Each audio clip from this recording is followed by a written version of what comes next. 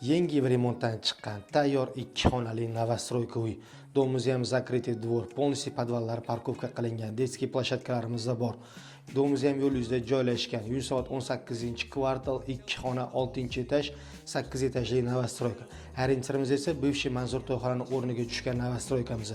Yangi remontdan chiqqan umumiy maydonimiz ham 52 kvadrat metr.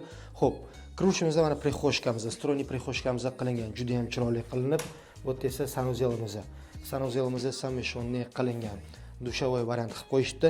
Hamma joylarimizda tepli pollarimiz bor. Plus yana batareyalarimiz ham qo'yilgan. Bu esa bitta kak o'tirib ovqatlanib o'tiradigan joy qilib qo'yishgan. Bu yerda mana kuxnyamiz, kuxnyaturlarimiz qilingan, gaz duxovkalarimiz qo'yilgan. Kvartiramiz yangi remont, 2 xonali uyimiz. Bu esa mana zal xonamiz.